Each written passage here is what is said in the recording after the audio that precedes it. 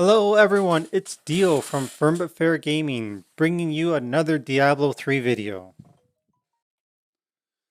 Today we are looking at the Witch Doctor and we're going to be looking at the Mundunugu Regalia set. So I said that slowly because I probably pronounced it wrong and I can't even say it quicker. So it's the Spirit Barrage set.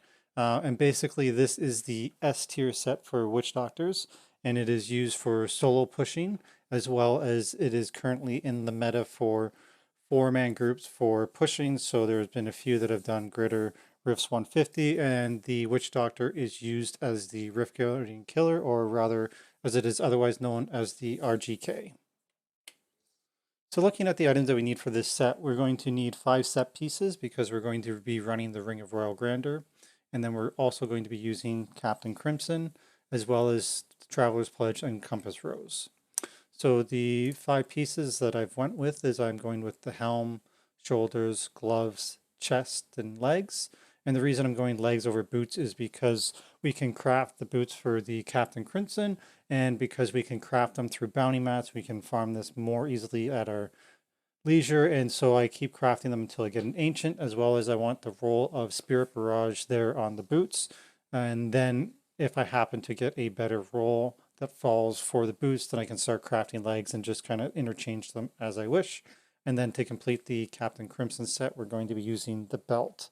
So because we're using the Ring of Royal Grandeur, we only need 2 pieces to get the benefit of this set. And of course, this set is it reduces all skills by 20% and reduces the resource cost by 20%. Little bonus there of the life per second. But the more important thing is that damage dealt is increased by your percentage of cooldown reduction, and the damage taken is reduced by the percentage of cost reduction. So therefore, we get an extra 20% into both based on just wearing this set. For the neck and wrists, or brace, sorry, neck and ring, sheesh.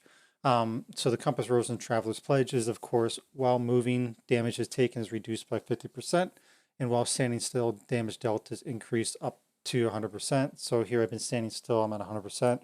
As I move around, I start getting the buff for damage reduction, and the damage dealt is decreased.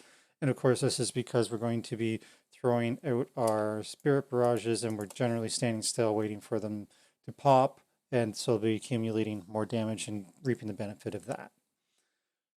And we are going to be, for bracers, we're going to be using Lukumba's Ornament, so reduce all damage taken by 6% for each stack of Soul Harvest. So Soul Harvest is going to be one of our abilities, so this basically adds armor for us, and this helps give us our toughness.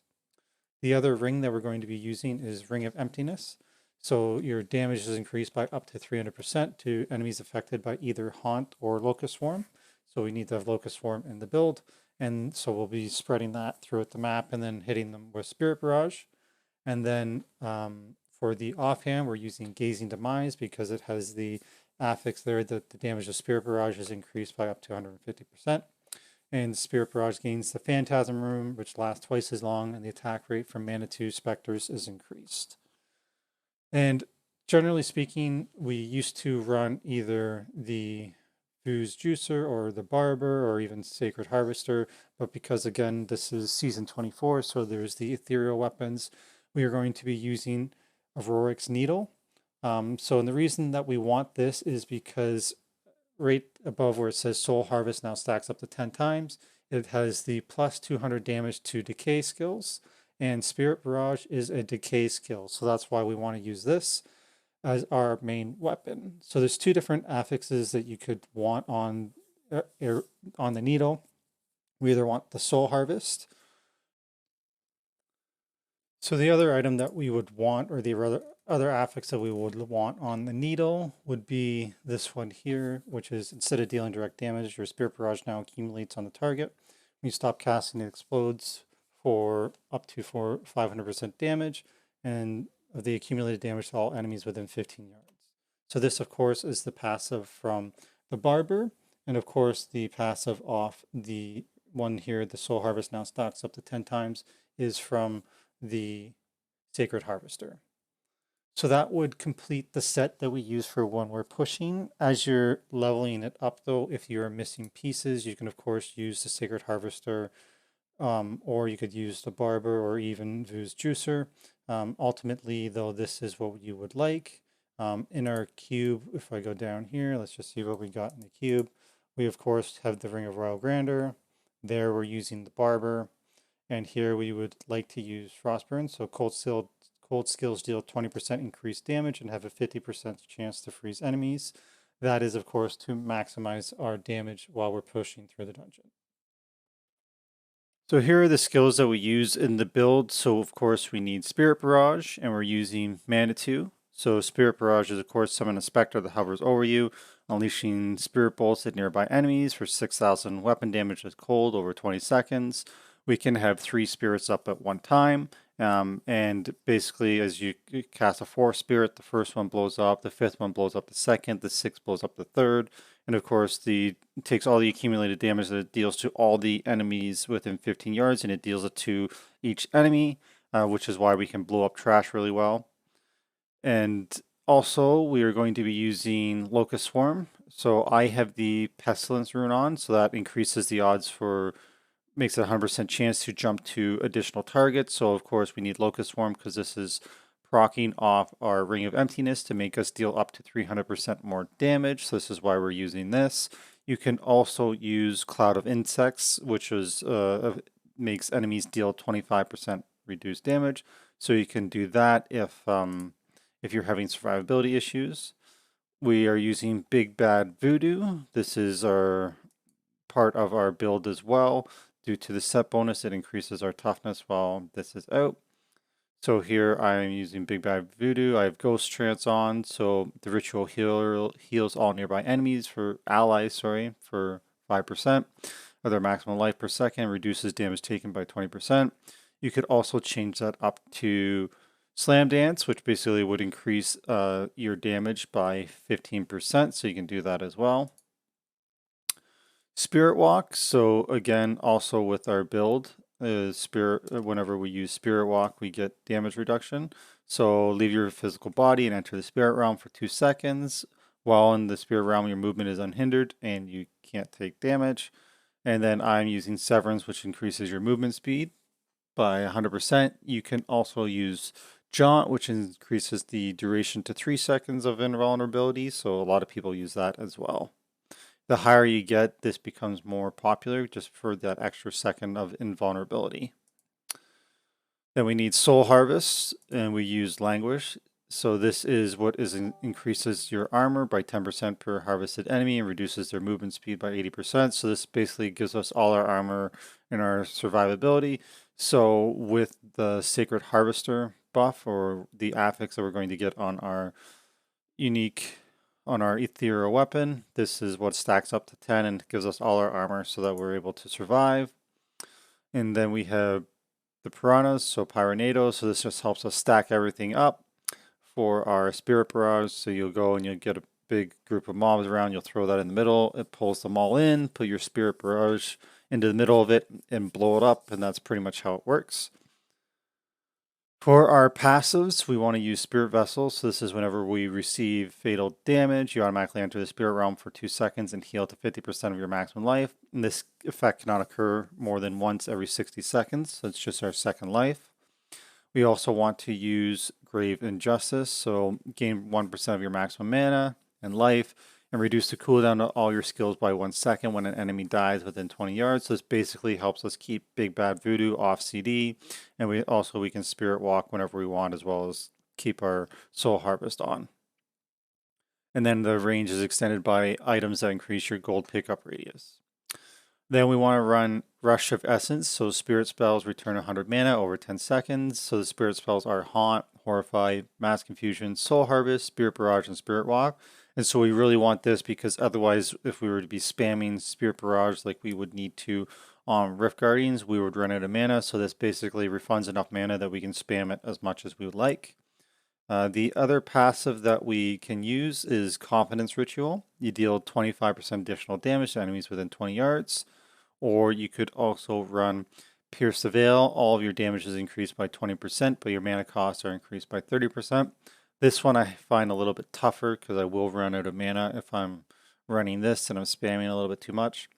I currently have Swampland Attunement on, which is so you and your pets gain 120 physical, poison, fire, and cold resistance for every enemy within 20 yards. and I'm able to pick that up because luckily my weapon here actually has the Confidence Ritual passive, so that opened up an extra passive slot for me, so I was able to pick that up.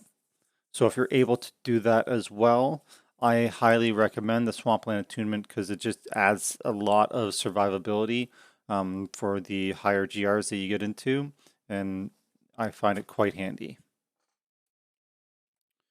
Now for the stats that we would like to get, so off our helmet, we would like to have int crit hit chance, and then Spirit Barrage damage. So ideally we want to get 6% critical hit chance with 15% Spirit Barrage damage. Of course, Spirit Barrage is what deals all the damage, so we want that.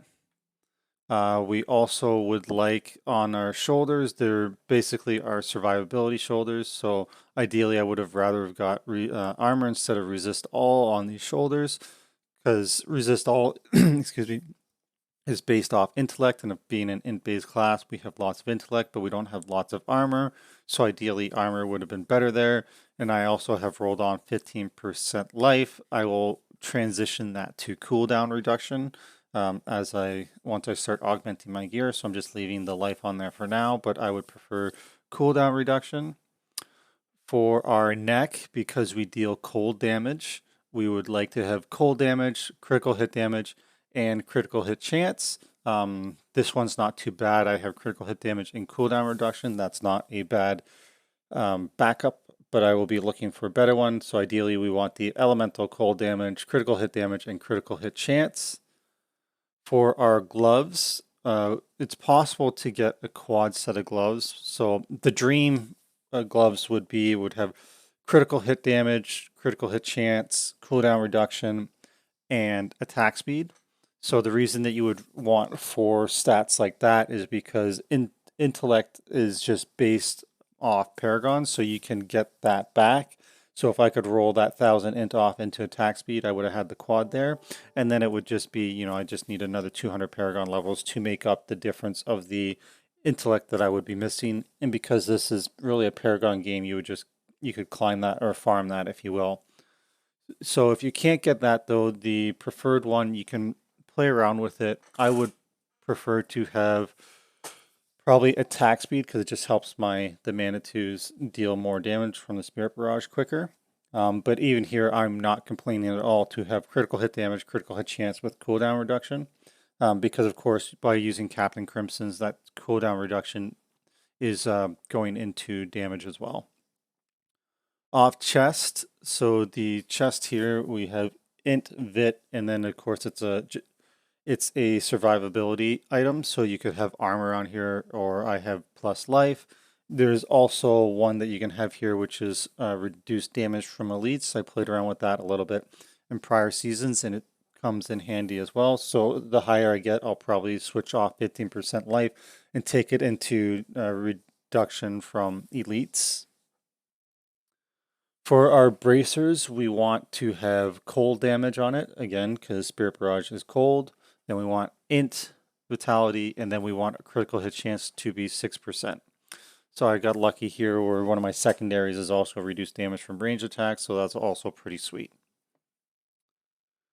For our rings, so my rings are actually pretty bad. So ideally for a compass rose, you would like to have, it's got a possibility there to have 3 modifiers there for damage. So ideally you would like critical hit chance, critical hit damage, and attack speed.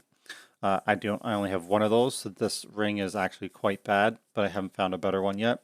So again, for the ring, we would like intellect, critical hit chance, critical hit damage, and attack speed or cooldown reduction. For the Ring of Emptiness, because we only got the 3 slots here, so here I have intellect, attack speed, and critical hit chance. So that's pretty good. The only thing would be if I could roll off the intellect into critical hit damage, and then maybe have, instead of attack speed, maybe we'll have cooldown reduction. I know that there's people who fluctuate between the two. I kind of try to balance it out, having a good amount of attack speed as well as a high amount of cooldown reduction where possible. For our pants, these are just survivability items again, so ideally it would be intellect, vitality, and armor. So here I have resist all, so I'll be keeping an eye out for a better pair of pants that has armor on it instead of the resist all. For our boots, we would like to have int, vit, armor, and then spirit barrage damage. So here I have resist all instead of armor, so I'll be re-rolling this at some point to get armor instead of the resist all, and of course we want 15% spirit barrage damage if possible. For the gazing demise, so we ideally would like to have intellect.